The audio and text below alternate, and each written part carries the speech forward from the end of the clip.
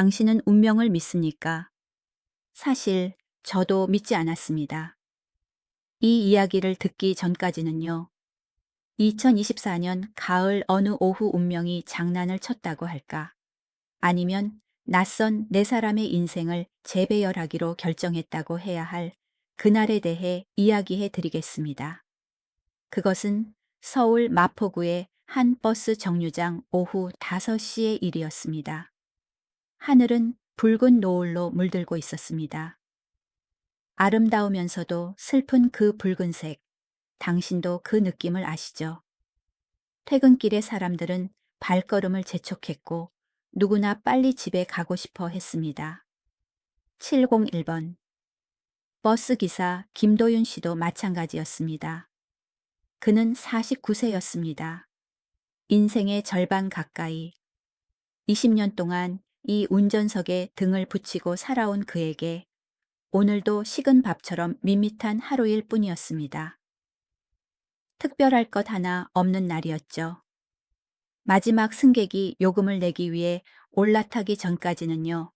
승객은 10,000원짜리 지폐를 냈습니다.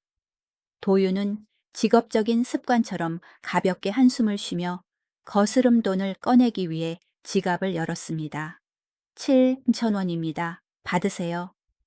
그는 지폐를 한 장 한 장 세었습니다. 하나, 둘, 셋, 7번째 장까지. 그가 돈을 건네주기 위해 고개를 드는 순간 그의 눈길이 100m에 닿았습니다. 그리고 그 순간 그의 세상은 멈춘 듯 했습니다. 당신은 거울을 보았는데 자신이 보이면서도 동시에 자신이 아닌 것을 본 적이 있습니까? 볼록한 거울 속에는 돈을 받고 있는 남자의 모습이 비쳤습니다. 이서준. 그는 버스에서 내리려다 멈칫했습니다. 그는 거울을 보고 다시 운전기사의 얼굴을 보았습니다. 서준은 숨 쉬는 것조차 잊을 뻔했습니다. 거울 속의 그 얼굴. 어쩌면 이렇게 똑같을 수가 있을까요? 사촌 형제나 남남인데 묘하게 닮은 그런 정도가 아니었습니다. 마치 붕어빵처럼 똑같았습니다. 아래를 내려다볼 때 눈꼬리가 기울어지는 각도 높지만 중간이 약간 솟은 콧날 입술의 두께, 그리고 가장 소름 끼치는 것은 왼쪽 눈썹 위에 있는 아주 작은 점이었습니다. 정확히 그 위치에 있었습니다. 1mm도 어긋나지 않고요. 죄송하지만 잠시만요. 서준은 몸을 완전히 돌려 차 안을 향했습니다. 그의 목소리는 덜덜 떨리고 있었습니다. 상상해 보세요. 텅 빈 버스, 안 엔진 소리만 웅궁거리는 가운데 그 공기가 얼마나 긴장되었을지를요. 죄송합니다만 혹시 서울 토박이십니까? 낯이 많이 익어서요. 어디서 보인 적이 있는 것 같은데. 평범한 사교적인 질문이었지만 이 상황에서는 소름 끼치게 들렸습니다. 도윤은 핸들에서 손을 뗐습니다. 그는 의자를 돌렸습니다. 의자 삐걱거리는 소리가 건조하게 울렸습니다. 두 남자가 가까운 거리에서 더 이상 거울을 통하지 않고 마주했을 때 진실은 잔인할 만큼 적나라 했습니다. 평생 서울에서 살았습니다만 잠깐 당신. 도윤의 목소리가 갈라지며 목구멍에서 막혔습니다. 무언가 말하고 싶었지만 혀가 굳어버렸습니다. 이게 무슨 일입니까? 당신의 얼굴이. 서준의 다리가 후들거렸습니다. 차가운 금속 손잡이를 꽉 잡지 않았더라면 버스 바닥에 주저앉았을 겁니다. 저도 그 질문을 하고 싶군요. 왜 우리가 이렇게 똑같이 생긴 거죠? 중년의 두 남자는 버스 한가운데 서서 마치 자신의 유령을 본 듯 서로를 응시했습니다. 침묵이 감돌았습니다. 무서운 침묵이었습니다. 그러다 도서관 사서로 일하는 서준이 남은 이성을 쥐어짜 조심스럽게 물었습니다. 실례지만 생년월일이 언제입니까? 도윤은 침을 꿀꺽 삼켰습니다. 1975년 7월 3일입니다. 서준은 가슴이 아려올 정도로 깊게 숨을 들이마셨습니다. 저도 1975년 7월 3일에 태어났습니다. 오전 8시 15분에요. 도윤이 용수철처럼 의자에서 튀어 올랐습니다. 뭐라고요? 태어난 시간까지 같다고요? 저도 오전 8시 15분에 태어났습니다. 생각해 보세요. 세상에 이런 우연이 있을 수 있을까요? 두 남자 같은 얼굴 같은 날 같은 시간. 밖에서는 버스가 너무 오래 정차해 있다며 경적을 울려댔지만 그들의 귀에는 아무것도 들리지 않았습니다. 귀가 먹먹해졌으니까요. 49년의 인생이 평온하게 흘러갔는데 갑자기 엄청난 비밀이 눈앞에 떨어진 것입니다. 이게 말이 됩니까? 도윤은 의자에 풀썩 주저앉으며 머리를 감싸 쥐었습니다. 부모님은 다 돌아가셨어요. 두 분은 한 번도 제게 쌍둥이 형제가 있다고 말한 적이 없습니다. 서준은 떨리는 손으로 주머니에서 명함을 꺼냈습니다.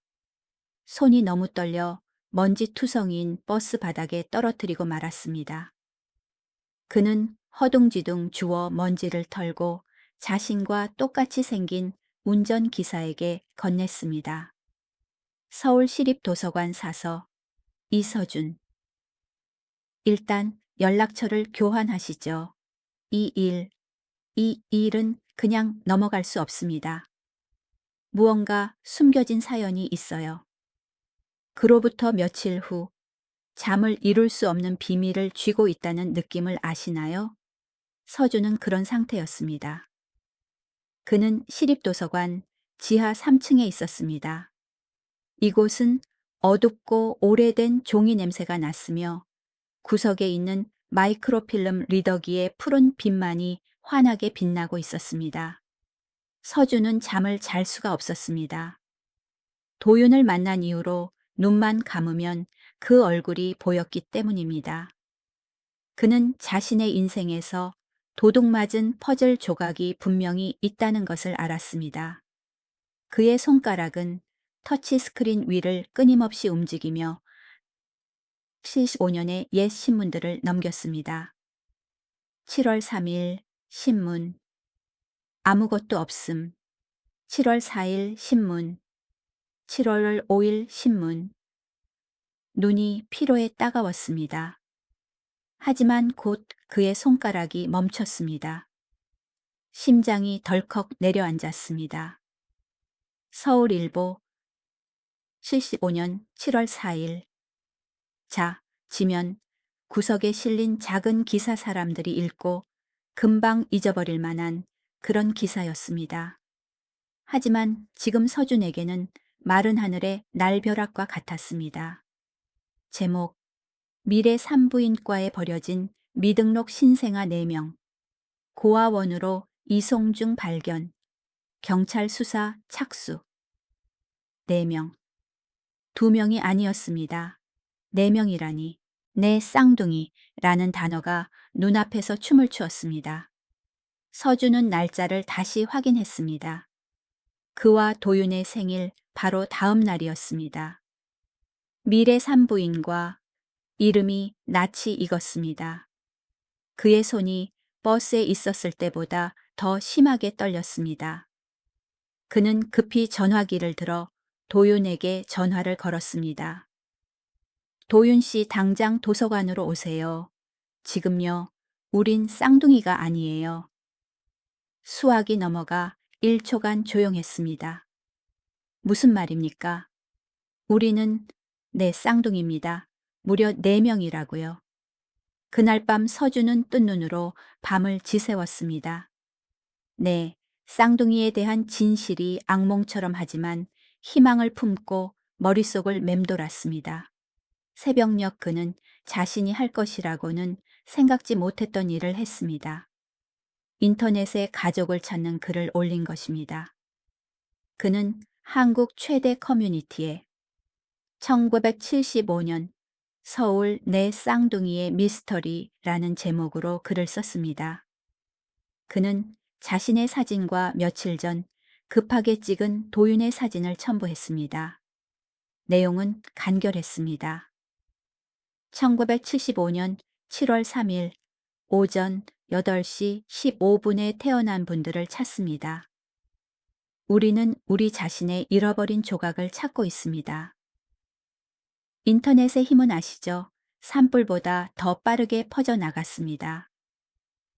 일주일 후 서울대학교 병원에서 임상병리과 의사 박지우가 점심을 먹고 있었습니다. 그는 이성적이고 과학과 데이터를 믿는 사람이었습니다. 그는 잠을 쫓기 위해 뉴스를 보며 밥을 먹고 있었습니다.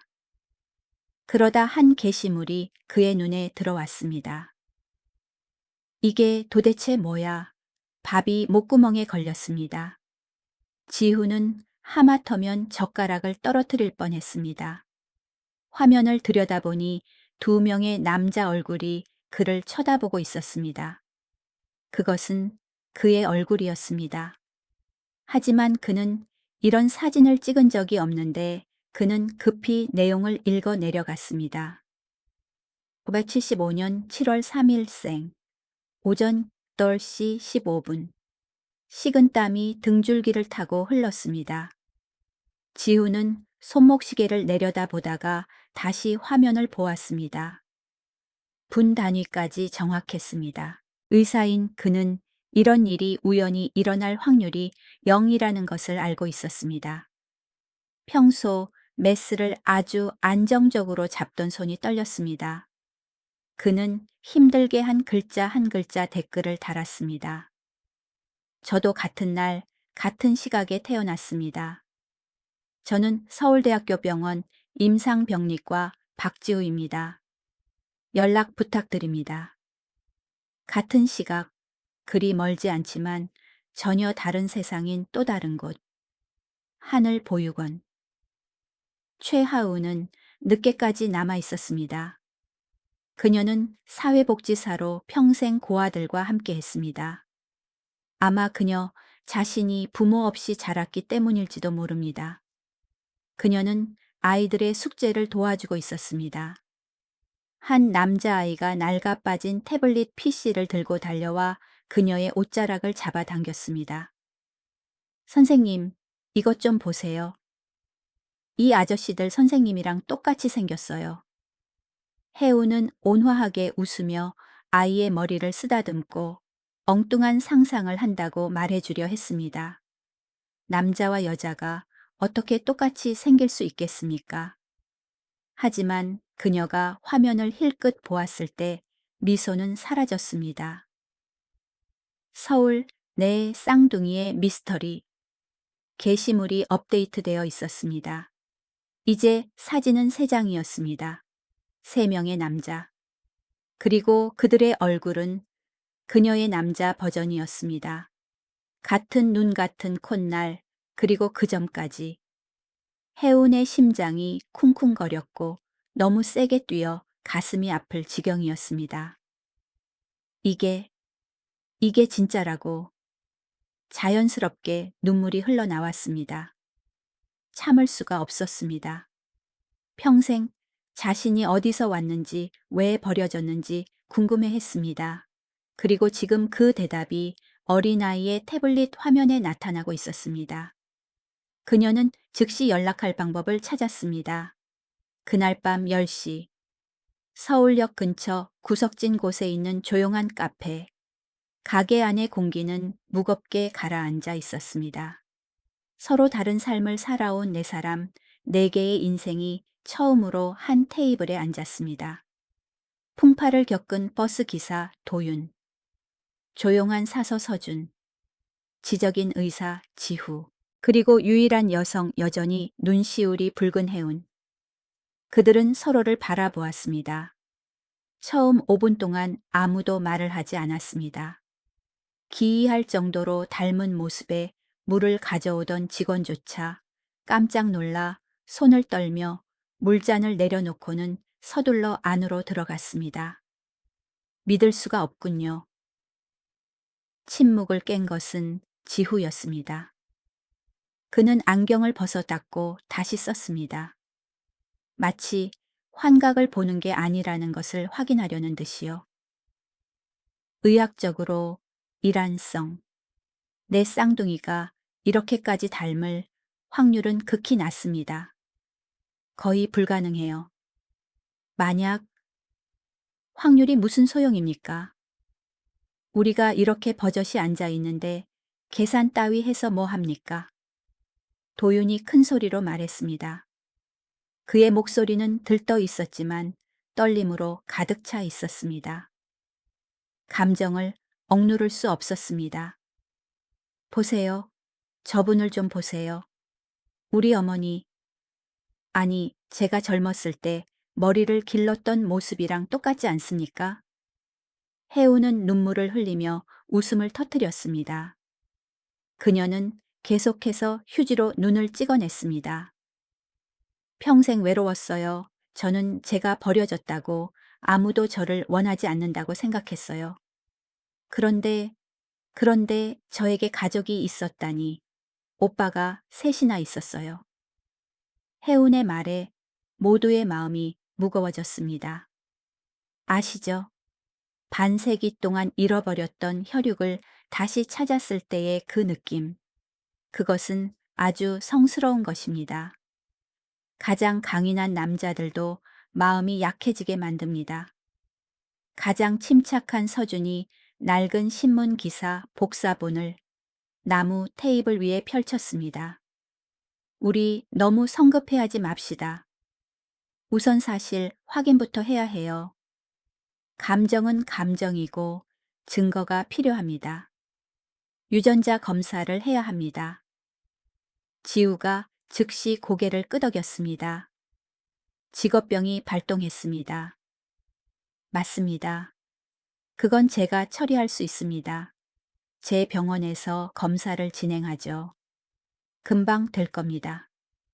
일주일이면 99.9% 정확한 결과가 나옵니다. 하지만 왜?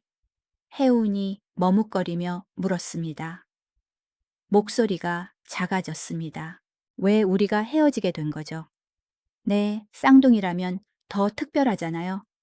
그 시절에 내 쌍둥이면 신문에도 나고 국가 지원도 받았을 텐데 왜 이렇게 뿔뿔이 흩어지게 된 거죠? 그녀의 질문은 찬물을 끼얹은 듯 했습니다. 그렇습니다. 도대체 왜 서준은 노트북을 열었습니다. 그는 철저히 준비했습니다. 제가 보관소에서 찾은 자료에 따르면 기사에는 미래 산부인과에서 내 아이가 은빛 고아원으로 이송되었다고 적혀 있습니다. 이송 이유는 기록에 없습니다. 기록이 딱 거기서 끊겼어요. 도윤은 테이블 위에서 주먹을 꽉 쥐었습니다. 손마디가 하얗게 질렸습니다. 은빛 고아원이라 이름 참 차갑게 들리네요. 그곳이라면 분명 뭔가 알 겁니다. 우리를 받은 사람들이니까요. 은빛 고아원은 20년 전에 문을 닫았어요. 해운이 한숨을 쉬며 말했습니다. 그녀는 고아원 시스템에 대해 잘 알고 있었습니다. 재정 비리로 해체됐습니다. 업계 선배들에게 들었어요. 유실된 서류가 아주 많습니다. 모두 실망감에 침묵했습니다. 막 떠오른 단서가 금세 꺼져버렸습니다. 하지만 해이은이 이어서 말했습니다. 그녀의 눈에 희망의 빛이 조금 어렸습니다. 예전 원장님이 아직 살아계신 것 같아요. 연세가 아주 많으신데 교회의 요양원에 계시다고 들었어요. 그럼 만나러 가야죠. 서준이 노트북을 탁 덮었습니다. 목소리에는 결의가 차 있었습니다. 이 일을 묻어둘 수는 없습니다. 우리는 49년을 잃어버렸어요. 하루도 더 낭비할 수 없습니다. 내 사람은 서로를 바라보았습니다. 묘한 감정이 가슴속에 스며들었습니다. 낯설면서도 이상하게 친숙한 느낌. 거울을 보는 것 같지만 그 거울은 말하고 웃고 아파할 줄 알았습니다. 그들은 전화번호를 교환했습니다. 처음으로 그들의 연락처 목록에 큰형, 셋째, 막내, 누가 형이고 동생인지 모르지만 일단 그렇게 부르기로 한 이름들이 저장되었습니다. 일주일 뒤에 다시 만납시다. 지후가 일어나 온매무새를 다듬었습니다. 계엄사 결과와 함께요. 그리고 나서 원장님을 찾으러 갑시다. 그들은 카페 문 앞에서 헤어졌습니다. 서울의 밤은 차갑고 바람이 매서웠지만 네 사람의 가슴 속에는 막 불꽃 하나가 피어올랐습니다. 가족의 불꽃, 그리고 밝혀지기를 기다리는 진실의 불꽃이었습니다. 하지만 아시나요? 인생은 우리가 생각하는 것만큼 단순하지 않습니다. 서로를 찾는 것은 하나의 일이지만 버려진 이유에 대한 진실을 마주하는 것은 또 다른 훨씬 더 고통스러운 이야기입니다. 과연 그들이 그 진실을 감당할 수 있을까요? 자, 물 한 모금 마시고 그들의 진실 찾기 여정에 대해 계속 이야기해 드리겠습니다. 아직 풀리지 않은 의문이 많으니까요. 시간이 흐르는 게 아니라 기어가고 있다는 느낌을 받은 적이 있습니까? 유전자 검사 결과를 기다리는 일주일은 마치 한 세기처럼 길게 느껴졌습니다. 네 사람은 먹고 사는 일상으로 돌아갔지만 영혼은 딴 곳에 가 있었습니다. 49년 동안 묻혀있던 진실의 조각들이 꿈틀대며 빛을 향해 나가겠다고 아우성치고 있었습니다. 솔직히 말해 당신이라면 일에 집중할 수 있겠습니까? 서준은 불가능했습니다. 그는 도서관 사무실 창가에 앉아 손으로는 반납된 책을 분류하고 입으로는 동료에게 네, 네 대답했지만 머릿속은 온통 1975년 그 생일날로 표류하고 있었습니다. 10년 전 교통사고로 양부모님이 돌아가신 후 텅 빈 집에서 고독하게 살아온 49년의 외동아들. 인생 그는 정막에 익숙했습니다. 하지만 지금 그 정막은 수많은 질문들로 인해 끔찍할 정도로 시끄러워졌습니다. 이서준 씨, 괜찮아요? 김 팀장이 지나가다 걱정스럽게 그를 쳐다봤습니다. 요즘 멍하니 있네요. 안색도 창백하고 점심때 식당에도 안 내려오고 무슨 일 있어요? 서준은 깜짝 놀라며 억지로 비틀린 미소를 지었습니다. 아무것도 아닙니다. 그냥 개인적인 연구 프로젝트가 있어서요. 거의 다 됐습니다. 개인 프로젝트 그래요. 일생일대의 프로젝트죠. 매일 밤 서준은 늦은 시간까지 도서관에 남아 있었습니다. 그는 보존실에 들어가 눈이 충혈될 정도로 마이크로필름 리더기를 들여다보았습니다. 그는 모든 옛날 신문을 뒤졌습니다. 하지만 이상하게도 1975년 7월 4일에 그 짧은 기사 이후로는 단 한 줄의 기사도 없었습니다. 신생아 4명 유기 사건은 여론을 뒤흔들 만한 일이었는데 마치 존재하지 않았던 것처럼 사라져 버렸습니다. 보이지 않는 누군가의 손이 모든 것을 덮고 흔적을 지워버린 것처럼요. 같은 시각 7과 1번 버스 위에서 도윤 또한 넋 나간 사람처럼 지내고 있었습니다. 버스 안내 방송은 계속해서 손잡이를 꼭 잡아주세요. 안전 운전하겠습니다. 라고 떠들어댔지만 그의 귀는 먹먹했습니다. 그는 교통 상황을 살피기 위해서가 아니라 승객들의 얼굴 하나하나를 살피기 위해 백미러를 보았습니다. 문이 열리고 사람들이 올라탈 때마다 심장이 덜컥했습니다. 이들 중에 나머지 형제가 있을까? 아니면 내 친부모가 저기 앞 좌석에 앉아 있는 건 아닐까? 기사 양반 정류장 지났잖아요. 한 아주머니의 비명 같은 소리에 도윤은 화들짝 놀랐습니다. 그는 급히 브레이크를 밟았습니다. 승객들이 앞으로 쏠렸습니다. 아, 죄송합니다. 죄송합니다, 손님 여러분. 제가 좀 딴 생각을 하느라. 그는 고개를 숙여 사과했고 식은땀이 비 오듯 쏟아졌습니다. 점심시간 평소처럼 15분 눈을 붙이는 대신 그는 은퇴했지만 버스 차고지에 차를 마시러 자주 들르는 노기사들을 찾아다녔습니다. 그는 70년대부터 운전대를 잡았던 박 기사를 붙잡았습니다. 박 선배님, 혹시 75년도에 있던 미래 산부인과 기억나세요? 옛날 강남 쪽에 있었다던데. 노인은 하얀 수염을 쓰다듬으며 눈을 가늘게 뜨고 먼 곳을 바라보았습니다. 미래, 거긴 지금 고급 아파트 단지가 됐지. 한 채에 수십억 하는 곳 말이야. 원장은 장동철이라는 늙은이였을 거야. 죽은 지 오래됐어. 근데 그 아들이 서울에 살고 있다는 소문은 들었어. 아주 부자라던데. 애 도윤은 고개를 끄덕이며 그 이름을 머릿속에 새겼습니다.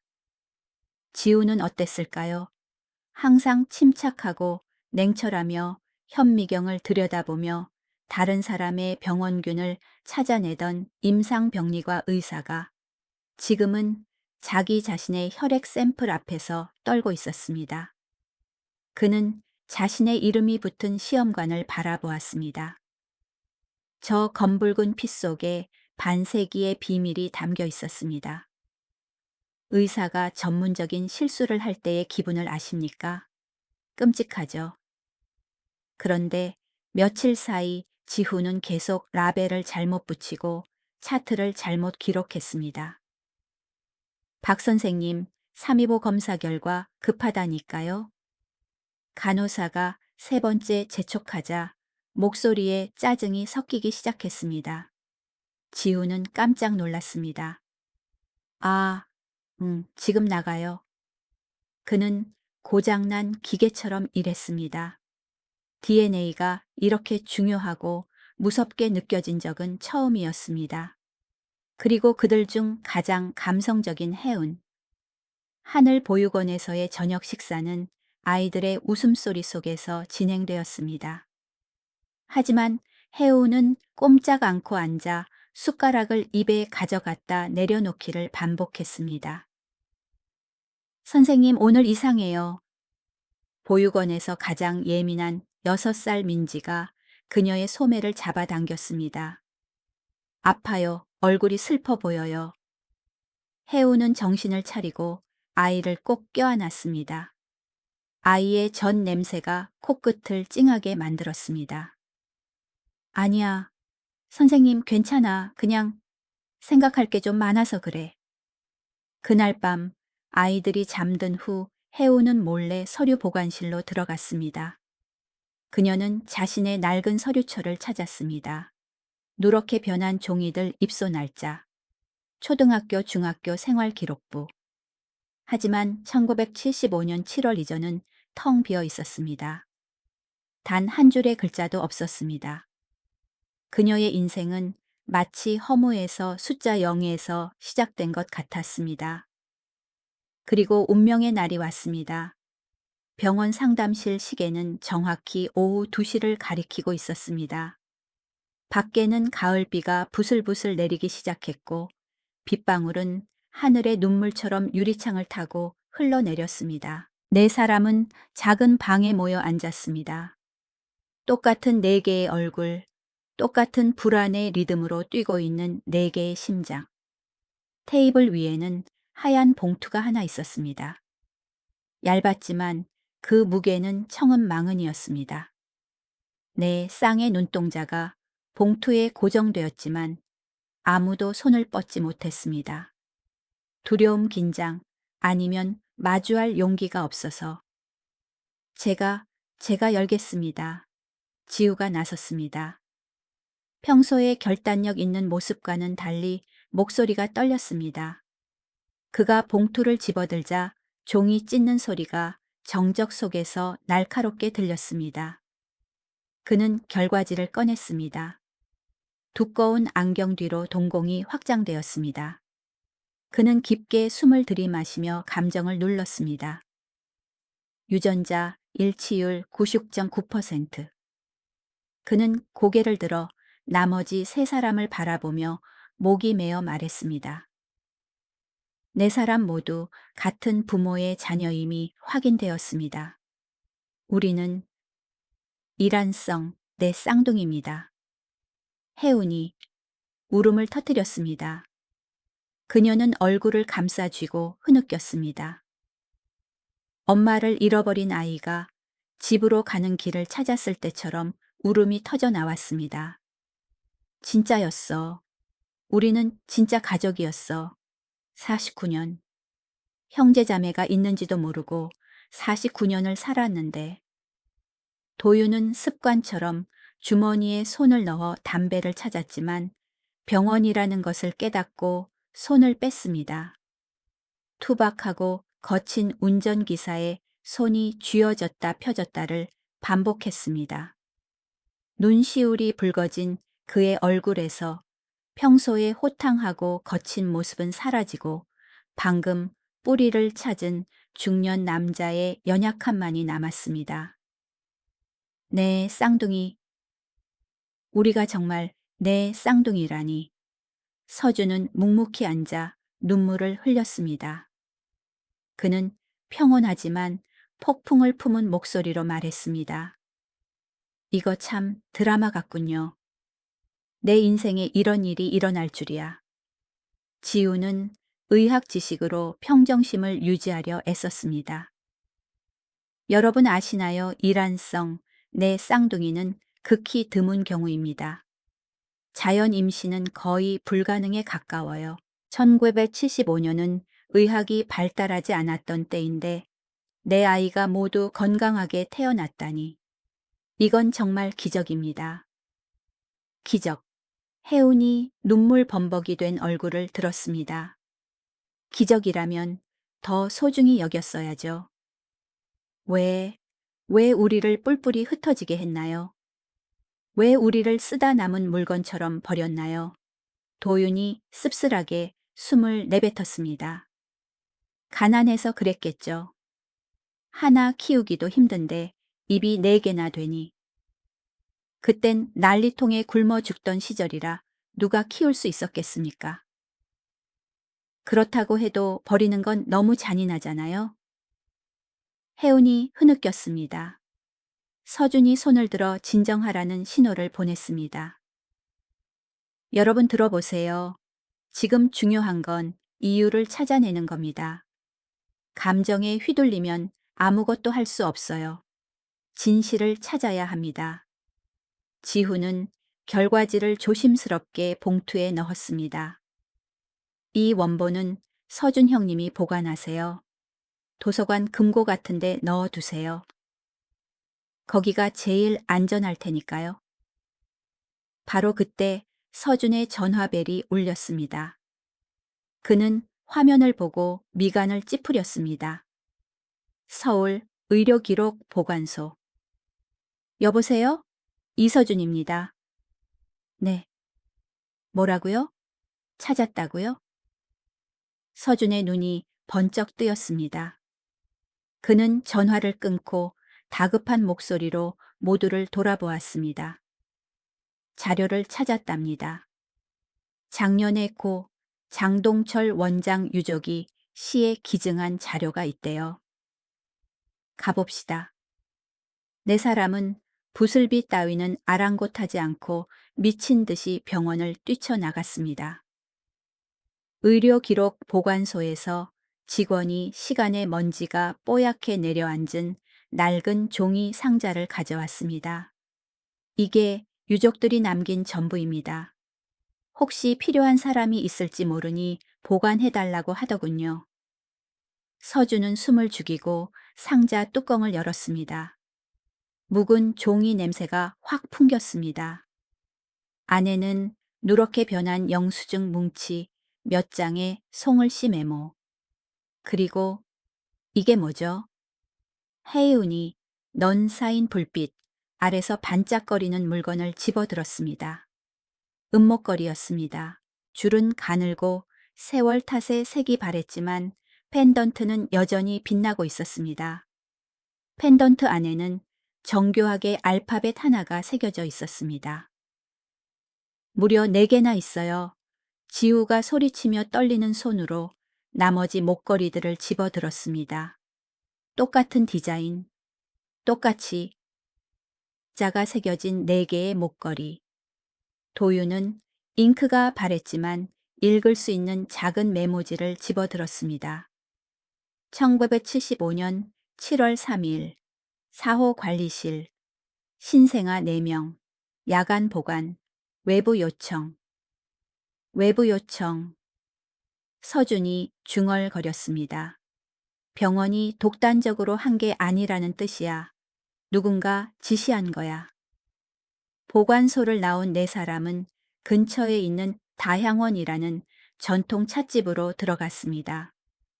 손님이 없어 한적했고 향긋한 대추차 냄새와 소박한 나무 인테리어가 흥분을 조금 가라앉혀 주었습니다.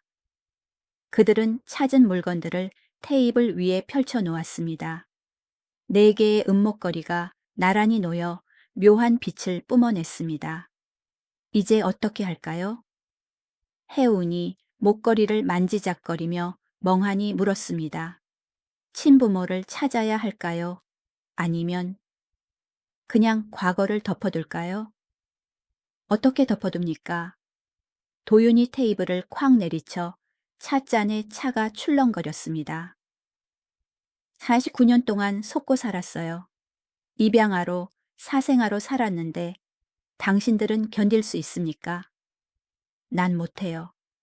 왜 나를 버렸는지 알아야겠어요. 이유가 뭐든 간에 그들 입으로 직접 들어야겠다고요. 속았다고 섣불리 단정 짓지는 맙시다. 지우가 좀 더 차분하게 안경을 고쳤었습니다. 메모를 보세요. 외부 요청이라고 되어 있잖아요. 무슨 사정이 있지 않았을까요? 우리를 보호하려고 했을 수도 있잖아요. 서준은 펜던트에 새겨진 Y자를 손가락으로 문질렀습니다. 이 Y자, 무슨 뜻일까? 사람 이름. 영윤? 아니면 왜 영어 이름 아닐까요? 혜운이 추측했습니다. 추측해서 뭐 합니까? 도윤이 안다라며 뜨거운 차를 단숨에 들이켰습니다. 찾아가 봐야 알죠. 은빛 고아원. 거기가 다음 목적지입니다. 잠깐만요. 지우가 제지했습니다. 이 사실 현재 가족들은 알고 있나요? 테이블에 침묵이 흘렀습니다. 도윤은 전화벨이 울리자 깊은 한숨을 쉬었습니다. 화면에는 사랑하는 아내라고 뜨고 있었습니다. 여보세요? 여보, 응. 나 일이 좀 있어서 당신이랑 애들 먼저 먹어 기다리지 말고. 전화를 끊고 그는 난처한 표정으로 모두를 보았습니다. 우리 마누라가 알면 기절할지도 몰라요. 갑자기 남편이랑 똑같이 생긴 형제가 셋이나 튀어나오고 게다가 버려졌다는 얘기까지. 말하기 힘들죠. 맞아요. 지우가 고개를 끄덕였습니다. 일단 우리 넷만의 비밀로 합시다. 모든 게 확실해지고 확실한 증거가 나오면 그때 가족들에게 말하죠. 현재의 삶을 뒤흔들지 말고요. 서준이 목걸이 하나를 집어 목에 걸었습니다. 그럼 합의한 겁니다. 각자 하나씩 가집시다. 이게 우리의 신표입니다. 4개의 목걸이가 차례로 목에 걸렸습니다. 49년의 유랑 끝에 제 주인을 찾은 것입니다. 차가운 금속이 피부에 닿는 느낌에 모두 몸을 떨었습니다. 말로 설명할 수 없는 성스러운 연결감이 느껴졌습니다. 다음 날 아침, 오전 9시 밤새 비가 온 뒤 서울의 하늘은 맑게 개어 있었습니다. 네 사람은 이마트 을지로점이라는 간판이 붙은 거대하고 현대적인 건물 앞에 서 있었습니다. 다 없어졌어. 해운이 망연자실했습니다. 은빛 고아원 완전히 사라져 버렸어. 수백 명의 불행한 아이들의 집이었던 곳, 그들의 첫 기억을 간직한 곳이 이제는 물건을 사고 파는 사람들로 북적이는 마트가 되어 있었습니다. 아이들의 울음소리와 웃음소리 대신 시끄러운 광고 음악이 울려 퍼졌습니다. 실망하지 마. 도윤이 여동생의 어깨를 두드렸습니다. 저길 봐. 길 건너편. 화려한 마트 맞은편 고층 빌딩 사이에 낀 낡은 잡화점이 보였습니다. 영희 슈퍼라고 삐뚤빼뚤 손으로 쓴 간판 녹슨 셔터. 그것이 세월의 유일한 증인이었습니다. 그들은 안으로 들어갔습니다. 퀴퀴한 곰팡이 냄새와 싸구려 과자 냄새가 코를 찔렀습니다. 백발이 성성한 늙은 할머니가 작은 TV 앞에서 꾸벅꾸벅 졸고 있었습니다. 안녕하세요, 할머니. 할머니, 뭐 좀 여쭤볼게요. 할머니는 깜짝 놀라 잠에서 깨어나 탁한 눈을 가늘게 뜨고 4명의 낯선 손님을 바라보았습니다. 돋보기를 고쳐 쓰던 할머니가 갑자기 멈칫했습니다. 아이고, 세상에. 할머니가 떨리는 목소리로 말했습니다.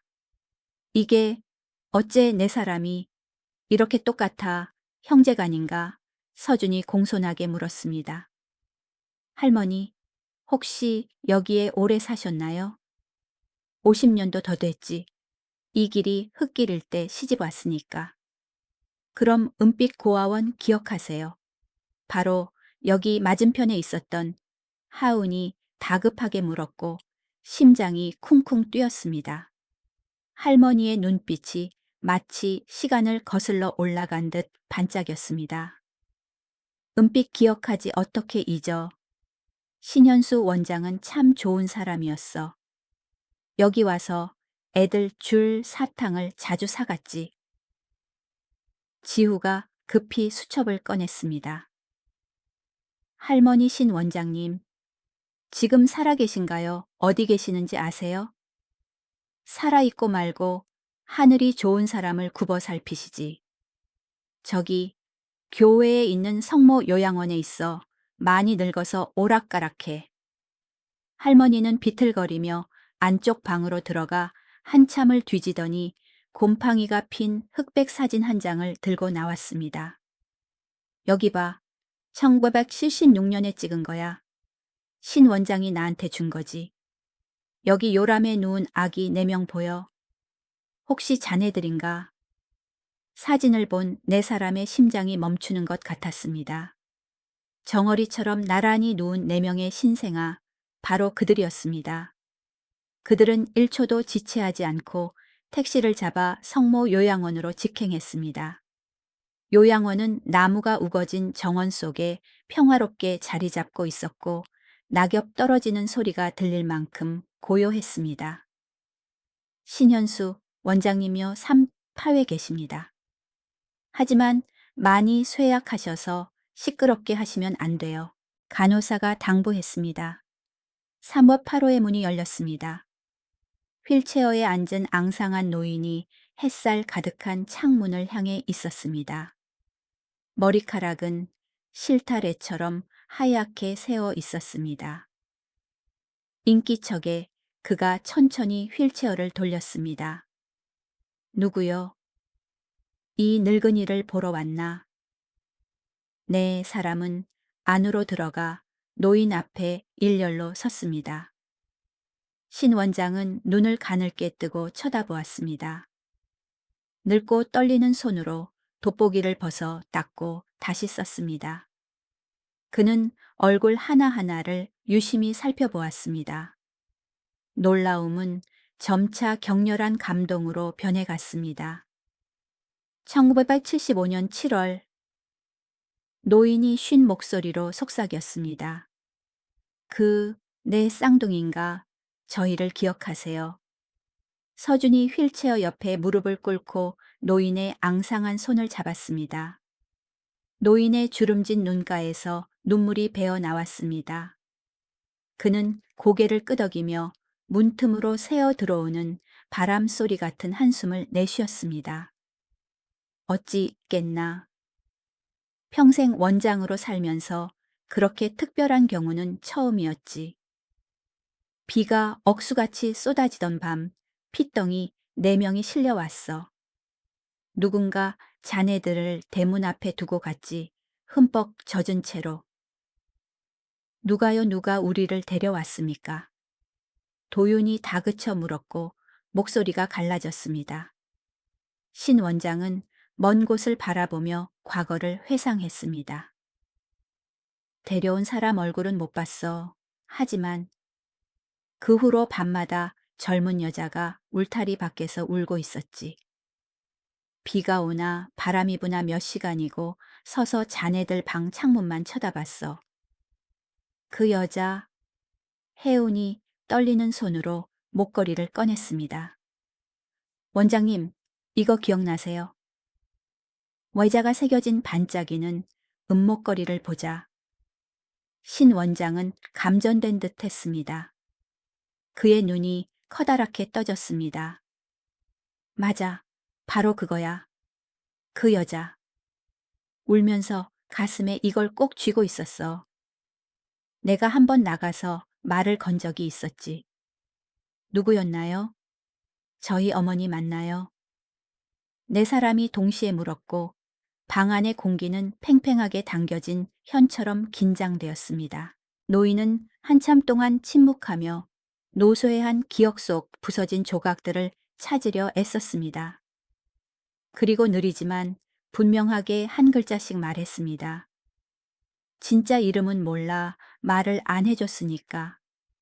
하지만 옷차림을 보면 분명 부잣집 아가씨였어.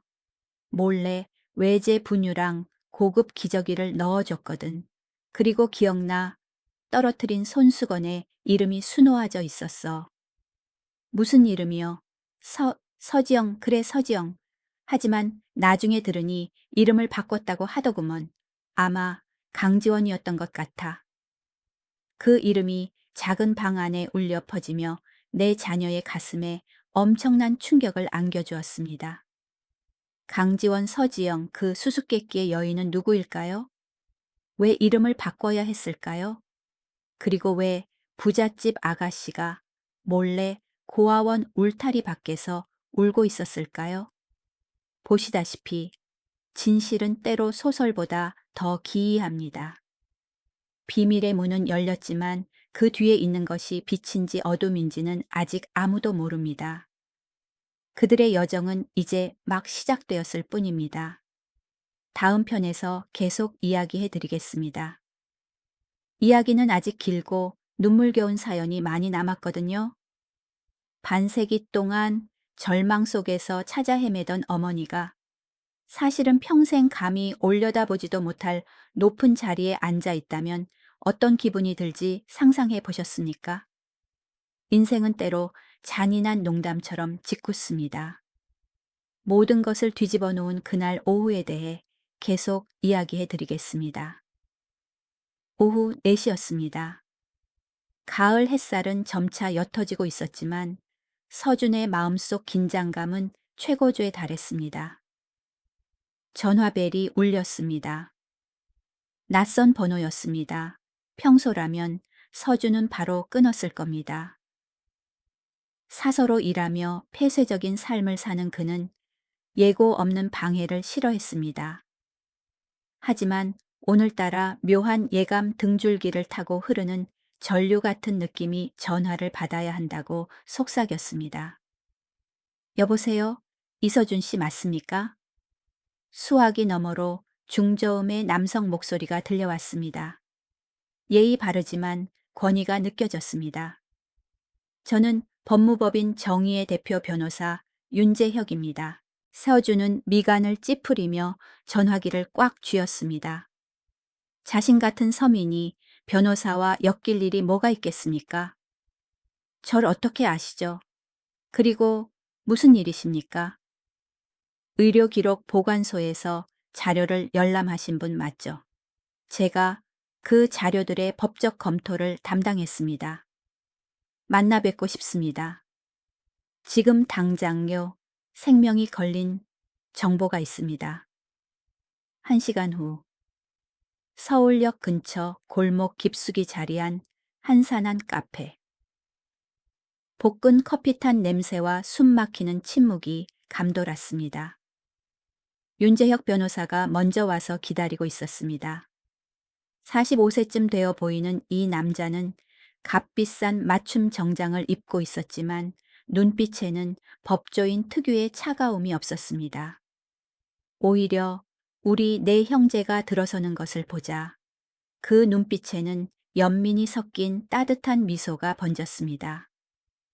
오크 테이블 위에는 두툼한 서류철이 놓여 있었습니다. 다들 오셨군요. 그가 일어나 깍듯이 인사했습니다. 앉으시죠. 따뜻한 커피를 미리 주문해 뒀습니다. 이야기가 길어질 겁니다. 진정하려면 카페인이 좀 필요하실 거예요. 자리에 앉자마자 윤재혁은 빙빙 돌리지 않았습니다. 그는 서류철을 열었습니다. 꼼꼼하게 오려붙인 누런 신문 기사들, 붉은 도장이 찍힌 법원 문서들, 그리고 한자가 빼곡한 호적 등본 사본들. 그는 우리 눈을 똑바로 쳐다보며 깊게 숨을 들이쉬고 말했습니다. 먼저 모두 침착하시길 부탁드립니다. 놀라지 마세요. 여러분이 혈안이 되어 찾고 계신 서지영이라는 여성 현재 이름 강지원 씨는 제 심장이 쿵쿵 뛰었습니다. 현재 KW 문화재단 이사장입니다. 공간이 멈춘 듯 했습니다. 혜운이 들고 있던 숟가락을 접시에 떨어뜨려 챙하고 날카로운 소리가 났습니다. 아직 끝이 아닙니다. 윤 변호사는 엄청난 비밀을 털어놓듯 목소리를 낮추어 계속했습니다. 그분의 아버지는 강대성 회장입니다. 1970년대 서울 경제를 쥐락펴락했던 악명 높은 재벌이죠. 혜우는 입을 딱 벌리고 말이 잘 나오지 않아 더듬거렸습니다. 재벌이라고요? 그럼 우리 어머니가 재벌가 딸이라는 말입니까? 금지옥엽 아가씨였다고요. 정확합니다. 조선왕 강대성 회장의 외동딸입니다. 1975년 그녀는 만 22세로 그룹을 승계하기 위해 미국 유학을 준비 중이었습니다. 도윤은 머리를 쥐어뜯었습니다. 하루 벌어 하루 먹고 사는 버스 기사인 그에게 재벌의 세계는 달나라 이야기처럼 멀게만 느껴졌습니다. 말도 안 돼. 이건 너무 말도 안 됩니다. 도윤이 떨리는 목소리로 따졌습니다. 그렇게 대단한 집안인데 3대를 써도 못 다 쓸 돈이 있는데 왜 우리를 버렸습니까? 돈이 없어서 못 키운 건 절대 아닐 거 아닙니까? 그게 비극의 핵심입니다. 윤 변호사는 낡은 신문의 아주 작은 기사를 손가락으로 가리켰습니다. 여길 보세요. 1975년 7월 10일. 자, 지방신문입니다. 아주 작은 제목입니다. 강대성 회장의 딸 건강상의 이유로 미국 유학 연기. 날짜를 보세요. 지훈은 안경을 올리며 이마를 찌푸리고 계산했습니다. 우리 생일은 7월 3일입니다. 기사는 10일에 나왔고요. 정확히 일주일 뒤군요. 맞습니다. 더 무서운 건 이겁니다. 윤 변호사는 다른 페이지로 넘기며 차가운 목소리로 말했습니다. 강지원 씨는 사회생활에서 완전히 자취를 감췄습니다. 1975년부터 1983년까지 단 한 장의 사진도 공식 석상에 모습도 드러내지 않았습니다. 마치 8년 동안 이 세상에서 증발한 것처럼요. 서준은 테이블, 모서리를 꽉 잡고 갈라진 목소리로 물었습니다. 그 8년 동안 어머니는 어디에 계셨습니까? 윤 변호사는 한숨을 쉬며 창밖 퇴근길을 재촉하는 서울의 인파를 멍하니 바라보았습니다. 확실하다고 단정 지을 수는 없지만 상류층 전문 변호사로서 제 경험상 감금되었을 가능성이 큽니다. 그 시절에는 가문의 명예가 사람 목숨보다 중요했습니다.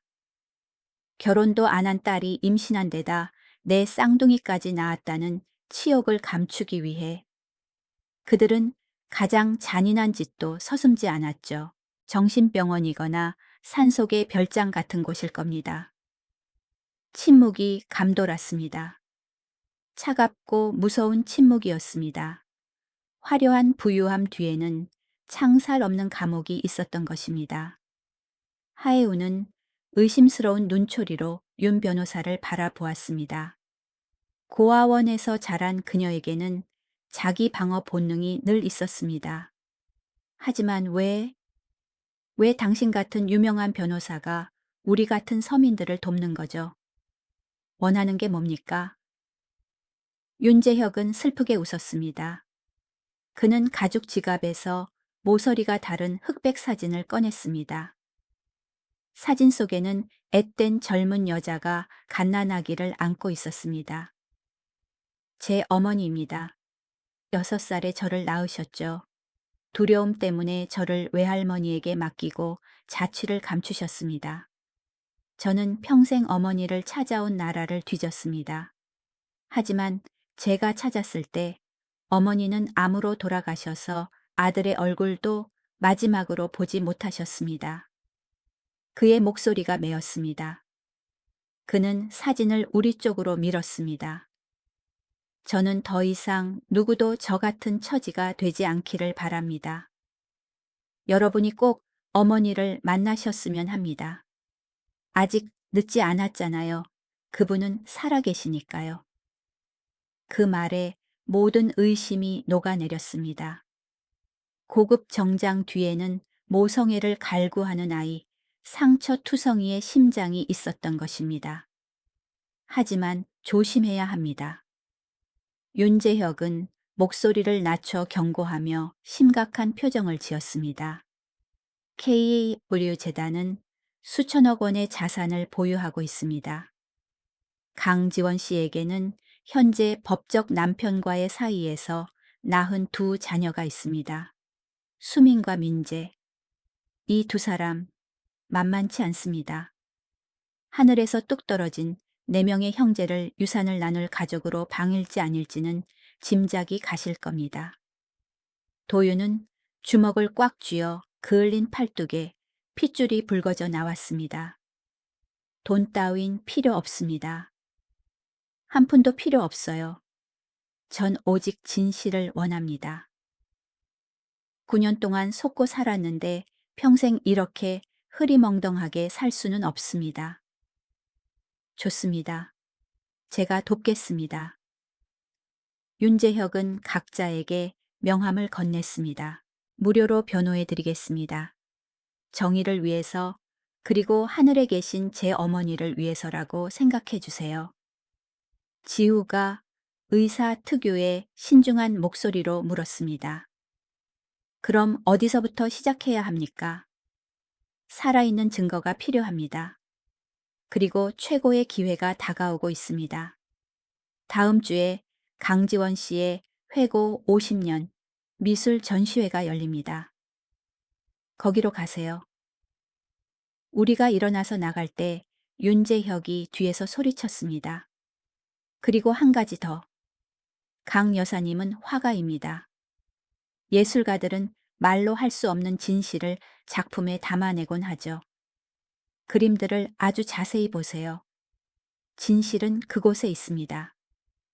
일주일 후 서울시립미술관은 사람들로 인산인해를 이루었습니다. 고급 승용차들이 줄을 이었습니다. 강지원 화백 회고 50년. 잃어버린 시간을 찾아서 라고 적힌 거대한 현수막이 쌀쌀한 가을바람에 펄럭이고 있었습니다.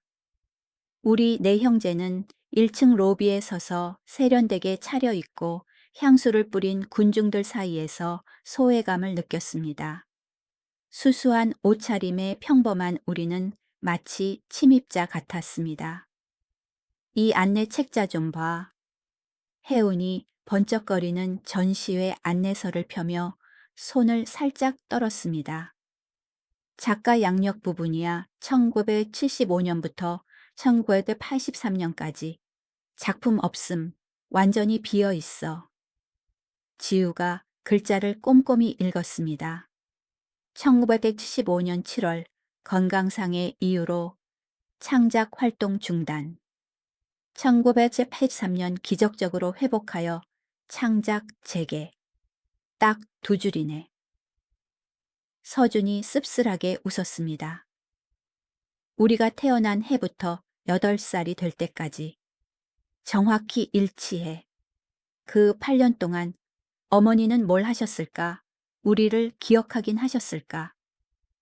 도윤이 초조한 듯 주위를 둘러보았습니다. 들어가서 그림을 보자. 윤 변호사 말대로 단서가 있을지 모르잖아. 우리는 제1전시실로 들어갔습니다. 입구 바로 옆에는 강지원의 대형 초상화가 있었습니다. 70세가 넘었지만 여전히 우아하고 고상한 기품이 흘렀습니다. 하지만 저를 사로잡은 것은 그녀의 눈이었습니다. 바닥 없는 바다처럼 깊고 아련한 슬픔을 담고 있는 눈이었습니다. 안으로 더 들어가자 벽면 가득 대형 유화들이 걸려 있었습니다. 대부분 검정, 회색 짙은 파란색 등 어두운 톤의 추상화였습니다. 소름 끼칠 정도의 고독감이 느껴졌습니다. 저기 서준이 갑자기 한 작품 앞에서 멈춰 서서 눈을 떼지 못했습니다. 작품명은 기억의 벽. 우울한 짙은 푸른색 배경 위에 희미한 원 4개가 겹쳐져 있었습니다. 중앙에는 은색의 가느다란 실들이 거미줄처럼 얽혀 있었지만 묘하게 따뜻한 느낌을 주었습니다. 원 4개, 이건 우연이 아니야. 서준이 그림 가까이 다가갔습니다. 코가 캔버스에 닿을 정도였습니다. 오른쪽 아래 구석을 자세히 봐. 두꺼운 물감층 깊숙한 곳에 자세히 보지 않으면 모를 아주 작은 Y자가 새겨져 있었습니다. 도윤이 놀라서 속삭였습니다. 이 글씨체, 우리 목걸이의 Y자랑 똑같아. 바로 그때 누군가의 목소리에 모두 깜짝 놀랐습니다. 이 작품에 관심 있으신가요? 직원 명찰을 단 젊은 큐레이터가 미소 지으며 다가왔습니다. 이건 강지원 화백이 8년의 공백기를 깨고 처음 그린 작품입니다. 혜은이 태연한 척 물었습니다. 왜 8년이나 작품 활동을 쉬셨나요? 큐레이터가 비밀이라는 듯 목소리를 낮췄습니다. 공식적으로는 건강 때문이라고 보도됐지만 미술계에는 다른 소문이 있어요. 개인적으로 엄청난 상실을 겪으셨다고요. 끔찍한 고통 말이에요. 지우가 끼어들었습니다. 상실이요. 그 구체적으로 뭐죠? 자세한 건 아무도 몰라요. 하지만 평론가들이 이상한 점을 발견했죠. 이 시기 이후의 작품들에는 공통된 암호가 있어요. 숫자 4. 4개의 선, 4개의 도형, 4개의 점. 그들은 그걸 강지원의 숫자 4 암호라고 불러요. 우리 네 형제는 서로를 쳐다보았습니다. 가슴 속에서 심장이 요동쳤습니다. 숫자 4 암호. 바로 우리였습니다. 우리는 제2전시실로 이동했습니다. 그곳에는 더 충격적인 작품이 걸려 있었습니다. 그림 제목은 4개의 달. 영원한 밤처럼 새카만 캔버스 위에 둥근 달 4개가 서로 다른 높이에 떠 있었습니다. 4개의 달에서 나온 은빛 광채가 서로를 비추며 보이지 않지만 단단한 연결고리를 만들고 있었습니다. 여기 작가 노트가 있어. 서준이 그림 아래 유리 진열장에 전시된 낡은 수첩을 가리켰습니다. 수첩에는 떨리는 손으로 쓴 글귀가 적혀 있었습니다. 4개의 달은 언젠가 다시 만날 것이다. 서로 다른 하늘에 걸려 있어도 같은 빛을 받고 있으니까. 잃어버린 것은 반드시 돌아온다. 달이 이지러졌다. 다시 차오르듯 시간이 흐르고 계절이 바뀌듯. 해운의 눈가가 젖어 들었습니다. 그녀는 흐느낌을 참으려 입을 막았습니다. 이건 우리 이야기야. 우리를 그리워해서 그리신 거야. 우리를 한 번도 잊은 적이 없어. 도윤이 주먹을 꽉 쥐었고 목소리가 메었습니다. 더 볼 필요 없어. 증거는 충분해. 그분이 바로 어머니야. 잠깐. 과학자의 침착함을 유지하던 지우가 막아섰습니다. 경거망동하지 마. 직접 만나봐야 해. 그분 입으로 직접 들어야 한다고. 그리고 기회가 왔습니다. 안내방송이 미술관 전체에 울려 퍼졌습니다.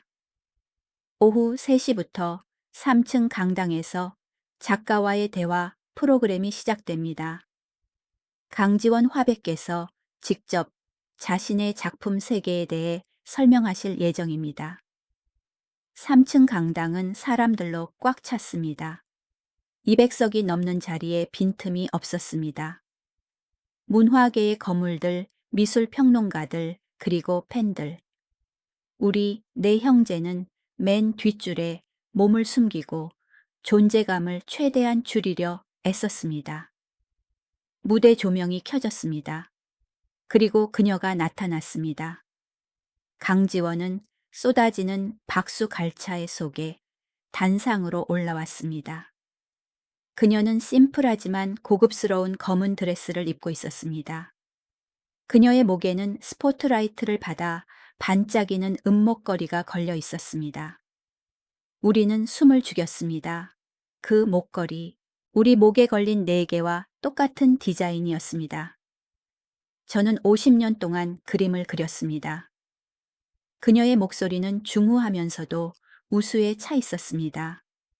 하지만 제 인생에서 가장 중요한 8년 동안 저는 붓을 놓았습니다. 1975년부터 1983년까지요.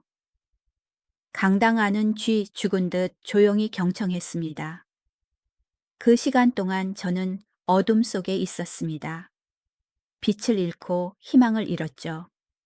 하지만 역설적이게도 그 극한의 상실감이 제 예술의 원천이 되었습니다. 한 관객이 손을 들고 물었습니다.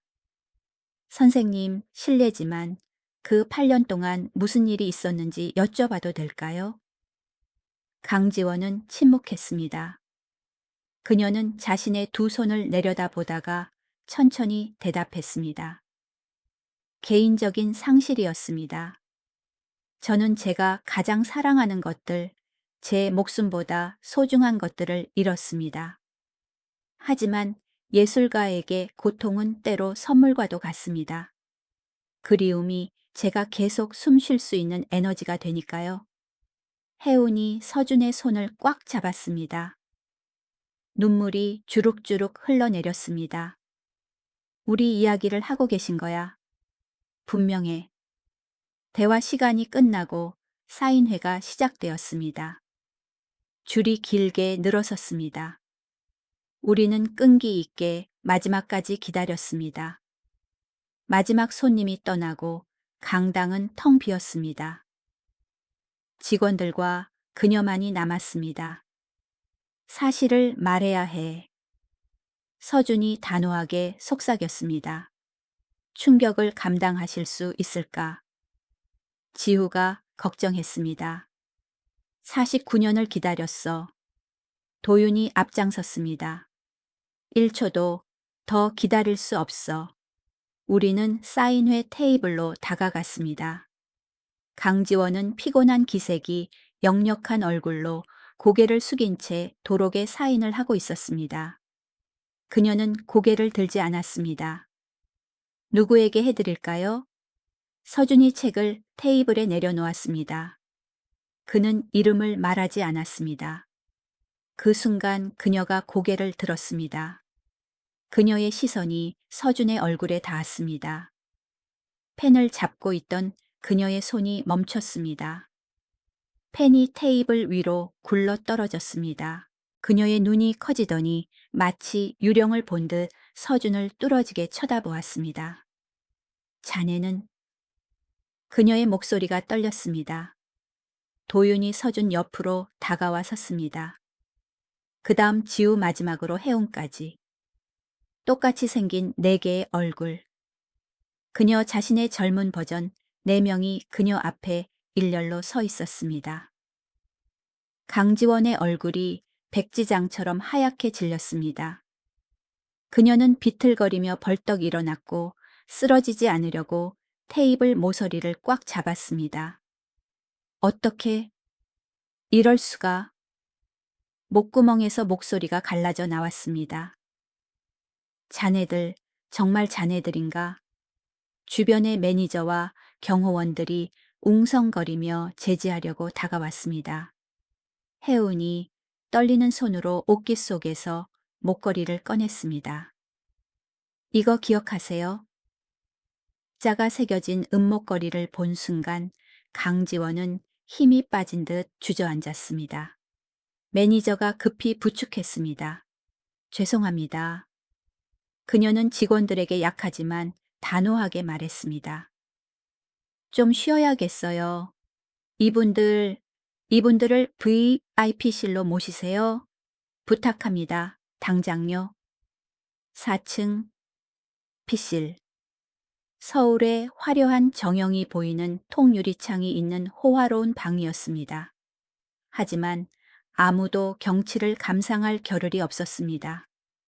강지원은 소파에 앉아 덜덜 떨리는 손으로 물잔을 들었지만 마시지 못했습니다. 그녀는 우리 넷을 바라보았습니다. 이번에는 한 사람 한 사람 아주 천천히 아주 자세히 보았습니다. 그녀의 시선은 마치 이 모습을 가슴에 새기려는 듯 아이들의 얼굴, 머리카락, 눈동자를 어루만졌습니다.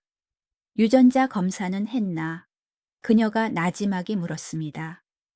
지후가 주머니에서 결과지를 꺼내 테이블 위에 놓았습니다. 네, 96.9% 일치합니다.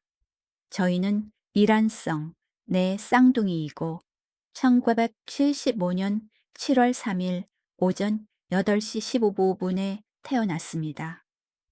그녀의 눈가에서 눈물이 솟아나 주름진 뺨을 타고 흘러내렸습니다. 그녀는 흐느껴 울기 시작했습니다.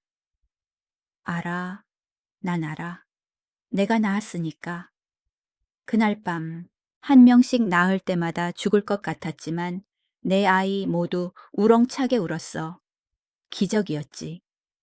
그녀의 울음소리가 우리의 가슴을 찢어 놓았습니다. 혜우는 더 이상 참지 못하고 같이 울음을 터뜨렸습니다. 그런데 왜 우리를 버리셨어요? 왜 우리가 필요 없으셨던 거예요? 강지원은 머리카락이 헝클어진 채 고개를 세차게 저었습니다. 아니야, 버린 게 아니야. 난 너희를 살리려고 했어. 부모님, 너희 외할아버지가. 그녀는 딸꾹질하듯 울먹였습니다. 그분이 내 쌍둥이는 불길한 징조라고 가문의 수치라고 했어.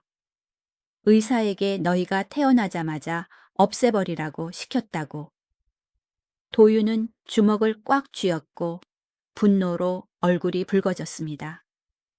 아무리 그래도 어떻게 친손주들에게 그렇게 잔인할 수가.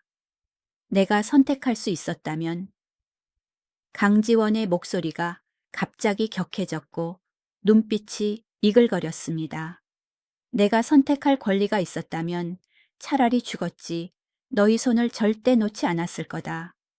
난 차가운 병원 바닥에 무릎 꿇고 장동철 원장에게 머리를 조아리고 빌었어.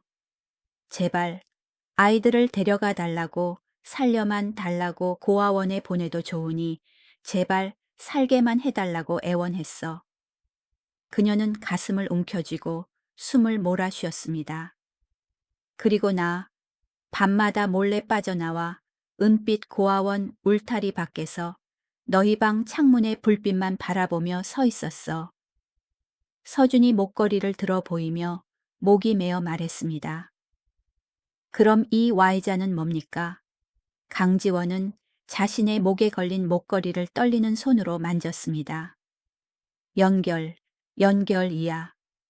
나는 이 끈이 언젠가 우리를 다시 연결해 줄 거라는 단 하나의 희망으로 지난 49년 동안 생족을 버텼어. 언젠가 엄마랑 너희가 다시 만날 거라고 믿으면서. 지후가 마지막 질문, 가장 고통스러운 질문을 던졌습니다. 그 후엔 어떻게 된 거죠? 왜 우리를 찾지 않았나요? 왜 그 긴 세월 동안 우리를 방치했습니까? 강지원은 고개를 숙였고 어깨가 심하게 떨렸습니다. 내가 몰래 고아원에 가는 걸 부모님이 아셨어. 아버지는 나를 잡아들였지. 나를 정신병원에 가뒀어.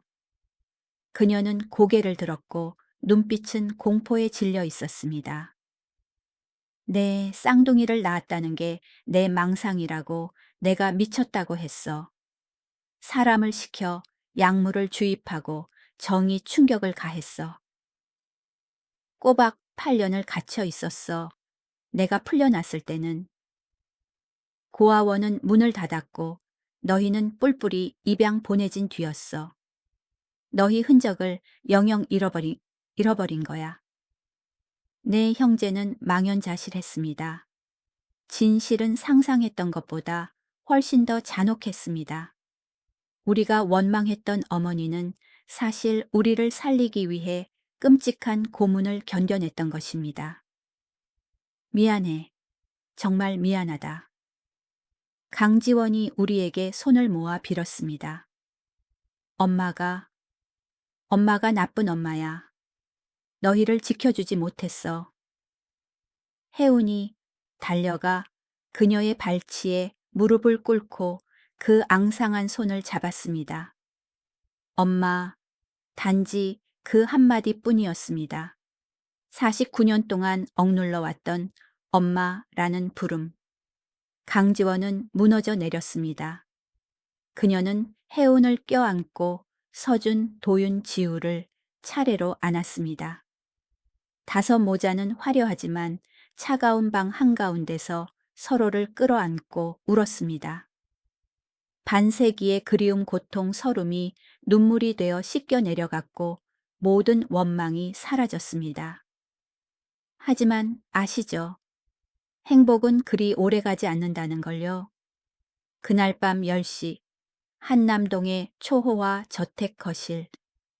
공기는 끊어질 듯 팽팽했습니다. 현재 그녀의 딸이자 그룹 부회장인 수민이 싸늘한 눈빛으로 어머니를 쳐다보았습니다. 엄마, 지금 무슨 미친 소리를 하는 거야? 그녀는 서류철을 탁자에 탁 던졌습니다. 갑자기 낯선 사람 4명을 데려와서는 씨다른 형제라고. 그것도 내 쌍둥이 여기가 무슨 드라마 촬영장이야. 제멋대로인 남동생 민재는 위스키 잔을 내려놓으며 비꼬는 듯 웃었습니다. 49년 만에 엄마 제발요. 이건 명백한 사기극이에요. 저들이 노리는 게 뭔지 아세요? KAW 재단의 막대한 재산이랑 이 집안 상속권이라고요. 부 강지원은 떨리는 손으로 DNA 결과지를 가리켰습니다. 이걸 봐. 96.9% 일치야. 과학이 증명했어. 엄마는 착각하는 게 아니야. 이딴 휴지 조각. 수미는 결과지를 집어들어 눈앞에서 반으로 찢어버렸습니다. 요즘 세상에 이런 거 조작하는 건 식은 죽 먹기야. 엄마 너무 순진해.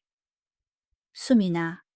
강지원이 소리치며 손을 들어 딸의 뺨을 때리려 했지만 힘없이 팔을 떨구었습니다. 수미는 일어서서 재킷을 고쳐 입었습니다. 그녀의 목소리는 얼음처럼 차가웠습니다. 엄마 똑똑히 들어.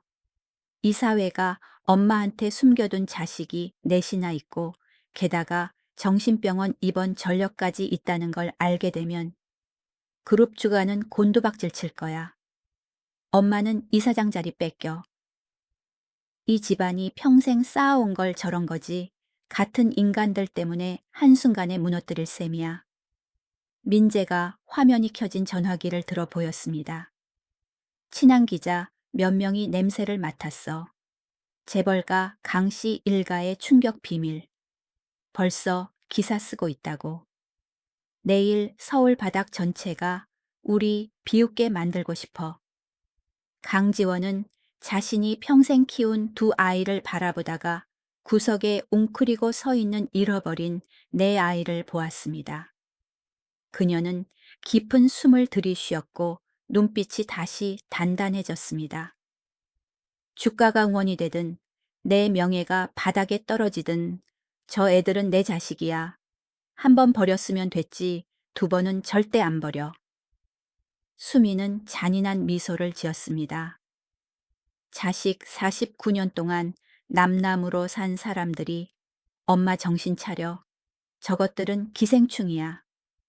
진짜 전쟁은 이제부터였습니다.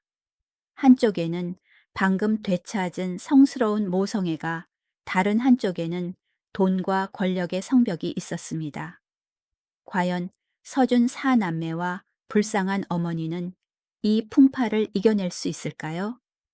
아니면 운명의 수레바퀴에 다시 한번 지시겨질까요?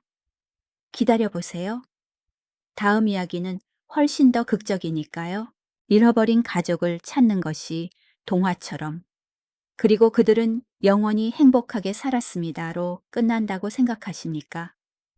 솔직히 말해 인생은 꿈과 같지 않습니다. 때로는 서로를 찾은 후부터 진짜 파도가 몰아치기도 합니다. 우리가 행복을 손에 넣었다고 생각한 순간 잔혹한 현실에 무자비하게 짓밟혔던 그날에 대해 계속 이야기해 드리겠습니다. 다음 날 아침 악몽은 전화벨 소리와 함께 시작되었습니다. 한 통이 아니라 수백 통이었습니다. 서준의 전화기는 폭발할 듯 책상 위에서 요란하게 진동했습니다. 전부 모르는 번호였습니다. 여보세요. 이서준 씨 맞습니까? 킬보 기자입니다. 강지원 씨와 무슨 부적절한 관계입니까? 협박하고 있는 겁니까? 서준은 힘이 빠져 급히 전화를 끊었습니다. 하지만 끊자마자 또 다른 전화가 빗발쳤습니다. MBC입니다. 네, 쌍둥이 사기단. 루머가 인터넷에 돌고 있는데 온 세상이 나를 감시하는 것 같은 공포를 아십니까? 버스 차고지에서 도유는 시체를 본 독수리 떼처럼 몰려든 기자들에게 포위되었습니다. 소장은 그를 사무실로 불러 험악한 표정으로 말했습니다. 김 기사, 대체 무슨 짓을 하고 다니는 거야? 회사는 이런 재벌가 스캔들에 휘말리고 싶지 않아. 당분간 쉬게. 지후의 병원도 난리가 났습니다. 병원장은 그를 불러 차를 따라 주었지만 목소리는 차가웠습니다. 박 선생 당분간 여행이라도 좀 다녀오게. 환자들이 수군돼서 병원 이미지에 타격이 커. 가장 힘든 건 해운이었습니다. 고아원으로 학부모들의 항의 전화가 빗발쳤습니다. 선생님이 재산을 노린 사기꾼이라면서요. 어떻게 그런 사람한테 애를 맡겨요? 그날 오후 우리에게 마지막 찬물이 끼얹어졌습니다. 내 연봉을 합친 것보다 비싸 보이는 정장을 입은 50대 남자가 우리가 숨어있던 카페로 들어왔습니다. 최 변호사입니다. 강수민 씨 대리인이죠. 그는 깃털처럼 가볍게 종이 한 장을 테이블에 놓았지만 그 무게는 청은망은이었습니다.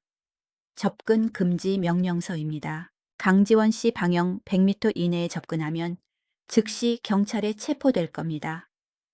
도윤이 벌떡 일어나는 바람에 의자가 뒤로 넘어갔습니다. 뭐라고요? 우리 어머니야. 내 엄마라고. 자식이 엄마를 만나는 게 범죄입니까? 최 변호사는 넥타이를 고쳐 매며 도윤을 경멸하듯 쳐다보았습니다. 법적으로 그분이 당신들 어머니라는 증거는 없습니다. 사설 클리닉에서 한 유전자 검사 법정에서는 휴지 조각입니다. 우리의 윤재혁 변호사가 끼어들려 했습니다. 친자 확인 소송을 낼 겁니다. 맘대로 하세요. 최 변호사가 비웃었습니다. 하지만 그 소송은 3년 5년이 걸릴 수도 있습니다. 그동안은 절대 접근 금지입니다. 그가 떠나자 우리 네 형제는 멍하니 앉아 있었습니다. 절망.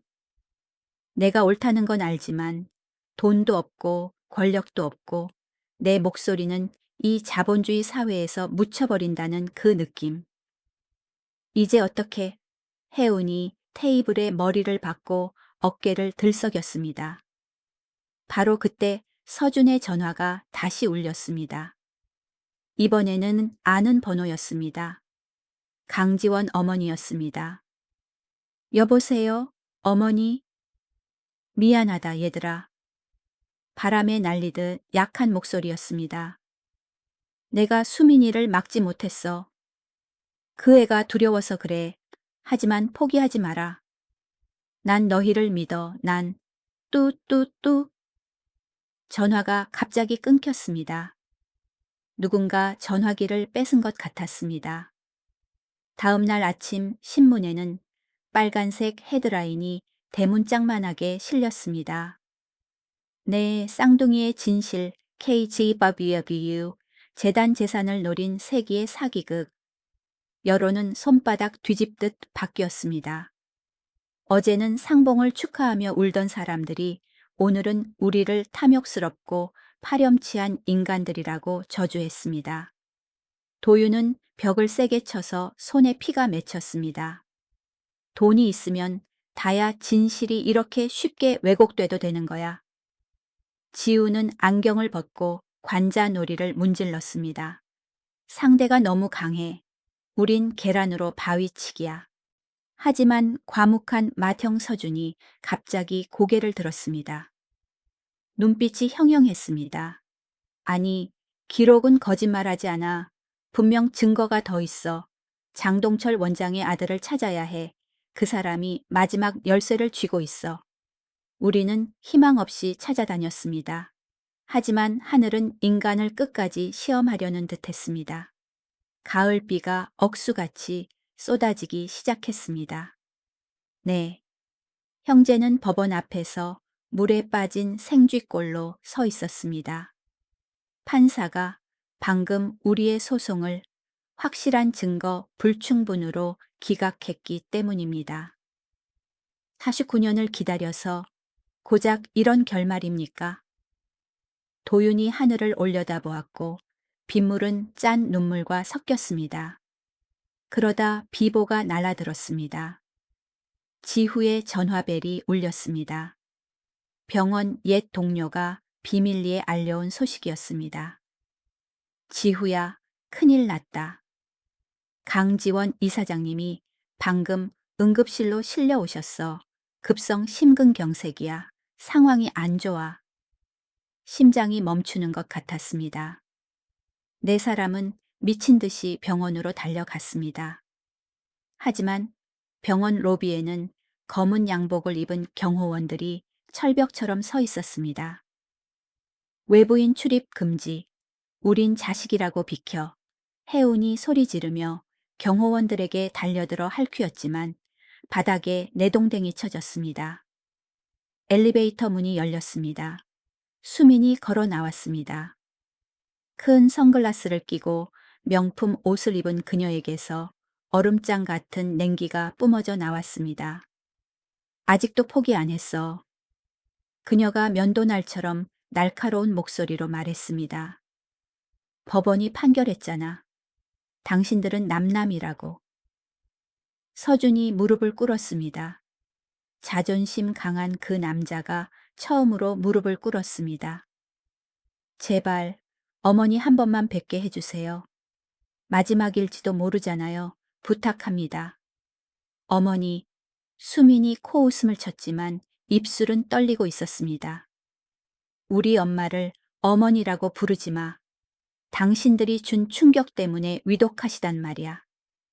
술 냄새를 풍기며 비틀거리던 남동생 민재가 다가왔습니다. 누나, 뭐 하러 말 섞어.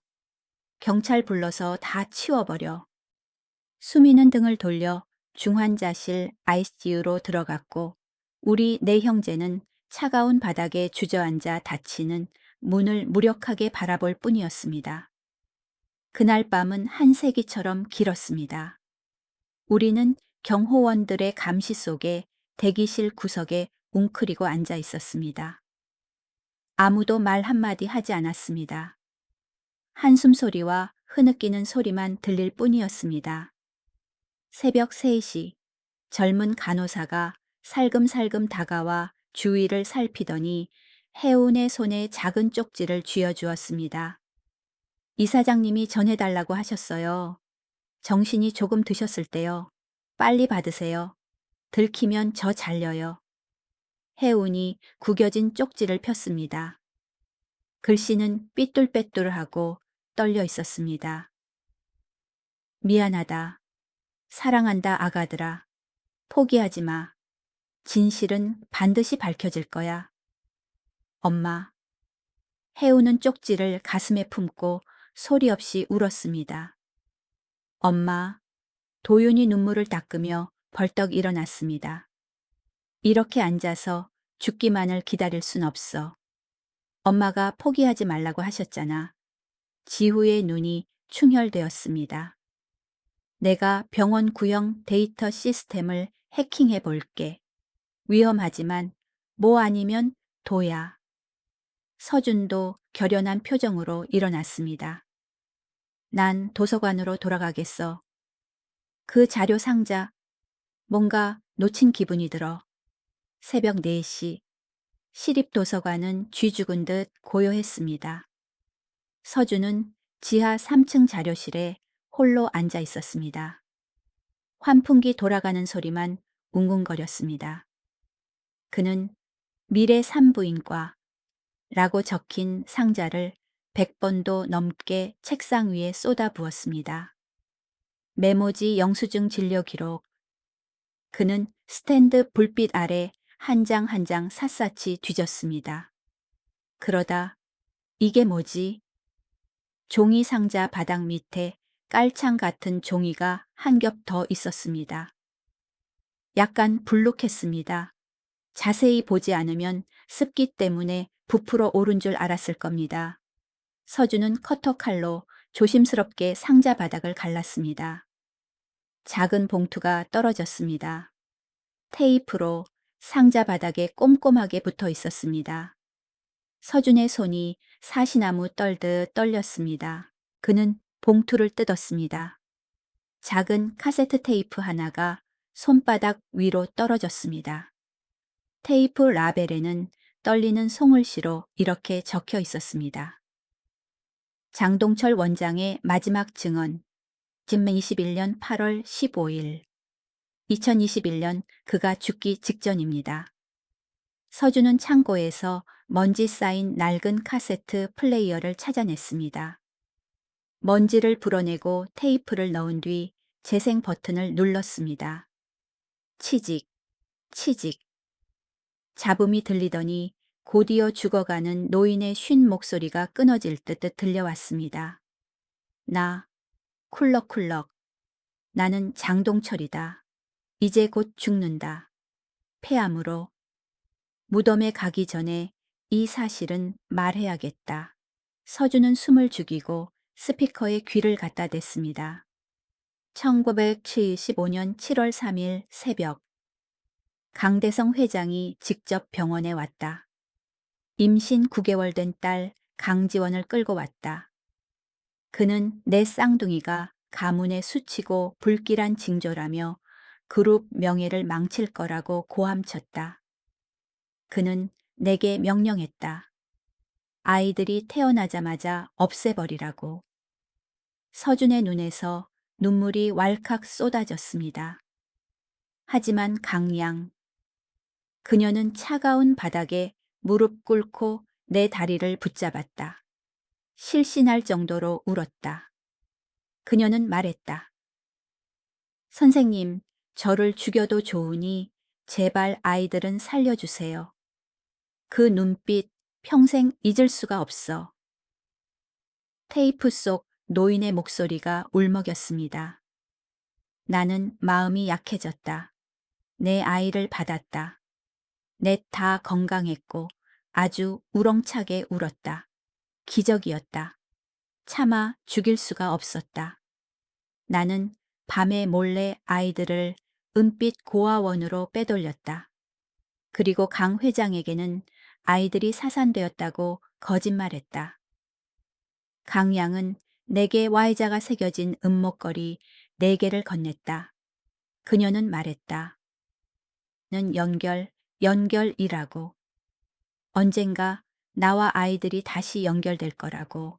따르릉 따르릉 따르릉. 전화벨 소리가 정적을 찢었습니다. 혜운이었습니다. 공포에 질려 목소리가 갈라져 있었습니다. 서준 오빠, 빨리 와, 엄마 심장이. 심장이 멈췄어. 의사가 전기 충격기 쓰고 있어. 서준은 카세트 플레이어를 움켜쥐고 화살처럼 도서관을 뛰쳐나갔습니다. 병원은 아수라장이었습니다. 기계 경고음이 삐삐거리며 급박하게 울렸습니다. 중환자실 앞에서 수민이 의사에게 소리 지르고 있었습니다. 살려내 돈은 얼마든지 줄 테니까 제일 좋은 약 쓰라고. 민재는 바닥에 주저앉아 머리를 쥐어뜯고 있었습니다. 과장이 나와 슬프게 고개를 저었습니다. 최선을 다했습니다만 심장이 너무 약해져서 더 이상 반응이 없습니다. 안 돼. 수민이 절망적으로 비명을 질렀습니다. 바로 그때 서준이 땀에 흠뻑 젖은 채 뛰어들어와 낡은 카세트 플레이어를 높이 쳐들었습니다. 들어, 다들 이걸 들어. 경비 어딨어. 이 사람 끌어내. 수민이 그에게 삿대질했습니다. 잠깐만. 민재가 갑자기 이러셔 말렸습니다. 말하게도 저 사람 얼굴 봐. 거짓말하는 게 아니야. 서준은 말없이 재생 버튼을 누르고 볼륨을 최대로 높였습니다. 장 원장의 지직거리는 목소리가 차가운 병원 복도에 울려 퍼졌습니다. 강 회장이 아이들을 죽이라고 명령했다. 하지만 강 양은 아이들을 지키려고 차라리 죽겠다고 했다. 나는 아이들이 죽었다고 거짓말하고 그녀가 아이들을 찾으러 가지 못하게 정신병원에 8년 동안 가뒀다. 수민의 얼굴에서 핏기가 싹 가셨습니다. 그녀는 비틀거리며 뒤로 물러나 벽에 기댔습니다. 할아버지가 그런 짓을 했다고 테이프는 계속 돌아갔습니다. 그녀는 매일 밤 정신병원 창가에 서서 상상 속의 아이들 이름을 하나하나 불렀다. 그녀는 미친 게 아니었다. 자식을 너무나 사랑한 엄마였을 뿐. 민재가 무릎에 고개를 파묻고 흐느꼈습니다. 세상에, 우리가 무슨 짓을 한 거야? 엄마를 망상 환자 취급했는데. 중환자실 문이 벌컥 열렸습니다. 간호사가 뛰어나왔는데 얼굴은 놀랐지만 눈은 빛나고 있었습니다.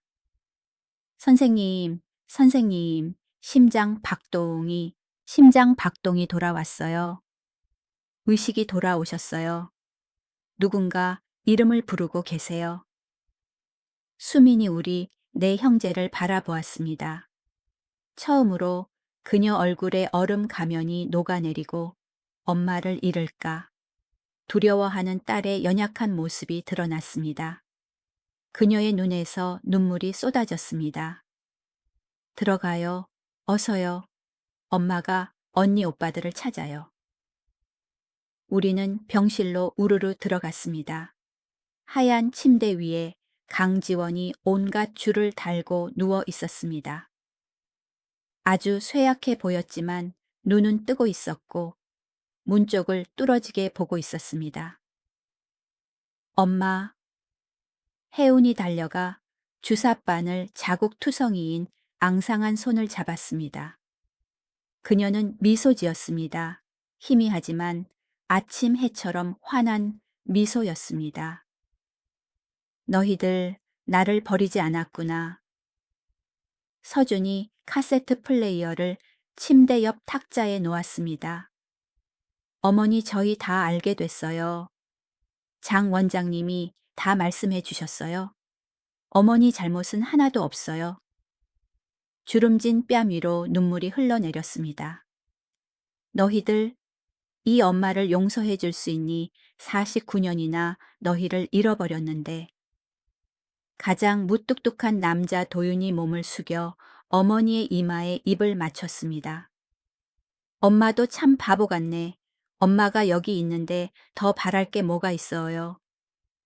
수민과 민재가 살금살금 들어와 침대 끝에 쭈뼛거리며 섰습니다. 엄마. 수민이 기어들어가는 목소리로 말했습니다. 죄송해요. 제가 틀렸어요. 강지원은 손을 뻗어 두 막내를 불렀습니다. 그녀는 수민의 손을 서준의 손 위에, 민재의 손을 혜운의 손 위에 얹었습니다. 형제간에 서로 아껴줘야 해. 피는 못 속이는 거야. 그 순간 6명의 자녀가 다 같이 울음을 터뜨렸습니다. 눈물은 반세기의 모든 오해, 증오, 고통을 씻어냈습니다. 모니터 화면 위 어머니의 심장 박동은 다시 힘차고 규칙적으로 뛰고 있었습니다. 기적이 일어났습니다.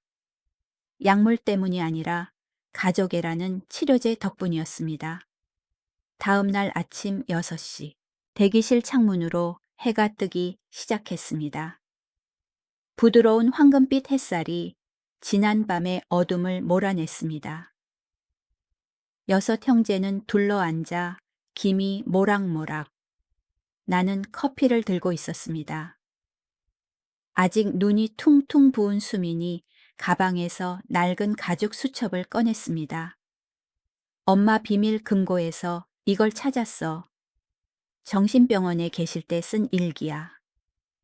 그녀가 펼쳤습니다. 눈물로 얼룩진 페이지들이 보였습니다. 1980년 7월 3일. 오늘이 아이들 생일이다. 벽에 케이크 4개를 그렸다. 혼자 생일 축하 노래를 불렀다. 아가들아, 어디 있니? 배고프진 않니? 춥진 않니? 엄마가 미안해. 읽을수록 우리는 계속 울었습니다. 우리가 버림받았다고 원망하던 그 세월 동안 엄마는 우리를 그리워하며 생지옥을 살고 계셨던 것입니다. 문이 열렸습니다. 윤재혁 변호사가 들어왔는데 이번에는 혼자가 아니었습니다. 큰 상자를 든 낯선 남자와 함께였습니다. 이분은 장기용 씨입니다. 장동철 원장님 아드님이십니다. 윤 변호사가 소개했습니다. 장기용 씨는 상자를 내려놓고 90도로 고개를 숙였습니다. 아버지를 대신해 가족분들께 사죄드립니다. 그가 상자를 열었습니다. 안에는 수백 장의 흑백 사진이 있었습니다. 나란히 누운 4명의 신생아 사진. 젊은 강지원 어머니가 아이를 안고 환하게 웃는 사진. 그리고 이것. 장 씨가 누렇게 변한 서류 뭉치를 내밀었습니다. 거래 내역서입니다. 강 회장이 아버지를 매수해서 아이들을 처리하라고 준 동화방에 대한 기록입니다. 도윤이 이를 갈았습니다. 손주들을 돈 받고 팔았단 말입니까? 아닙니다. 장 씨가 고개를 저었습니다. 아버지는 돈을 받았지만 한 푼도 쓰지 않으셨습니다. 그 돈 전액을 익명으로 은빛 고아원에 기부하셨습니다. 그게 아버지의 속죄 방식이었고 여러분이 잘 자랄 수 있게 하기 위함이었습니다. 우리는 멍해졌습니다. 운명은 이미 모든 것을 안배해 두었던 것입니다. 불행 속에 행운이 있었고 악 속에도 일말의 양심은 살아 있었습니다. 한 달 후 서울시청 대강당에서 충격적인 기자회견이 열렸습니다. 수백 대의 카메라가 무대를 향했습니다.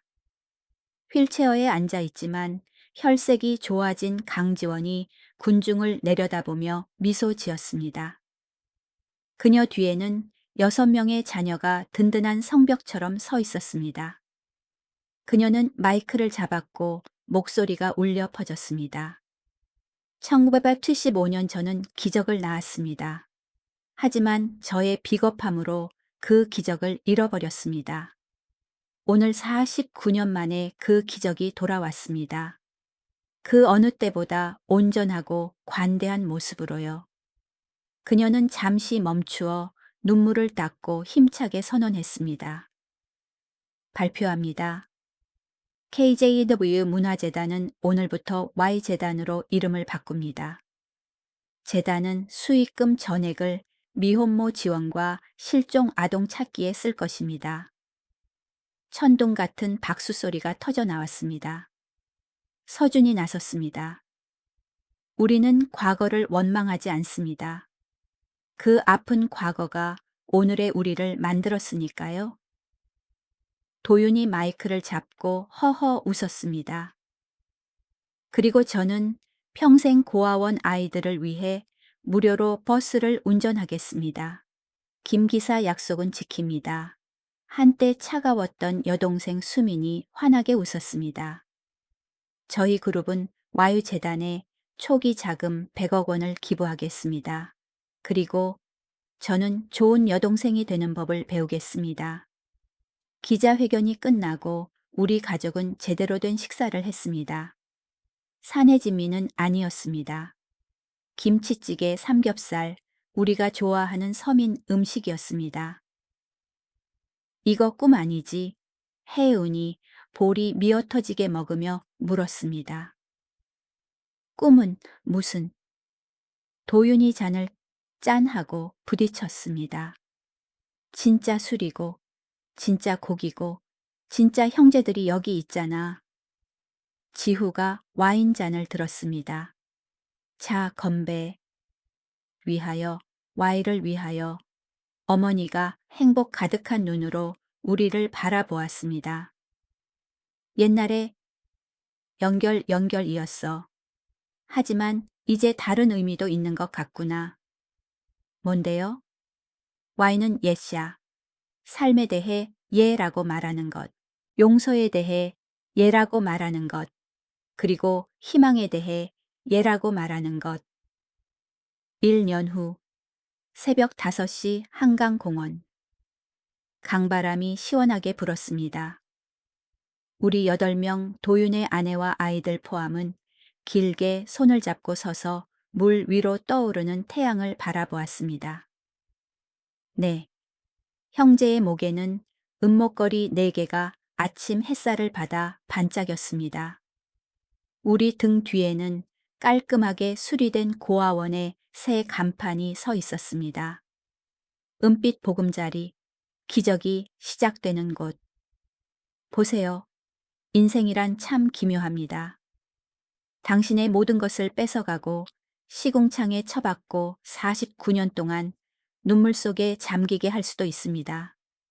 하지만 당신이 손을 놓지 않는다면, 가슴 속에 믿음이라는 글자를 품고 있다면 언젠가 그 조각들은 스스로 찾아와 그 어느 때보다 아름다운 그림을 완성할 것입니다.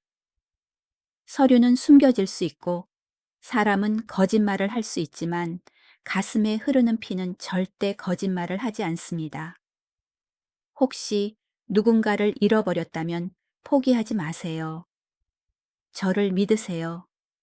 어쩌면 세상 어딘가에서 우리 어머니가 우리를 기다렸던 것처럼 그들도 당신을 기다리고 있을지 모릅니다.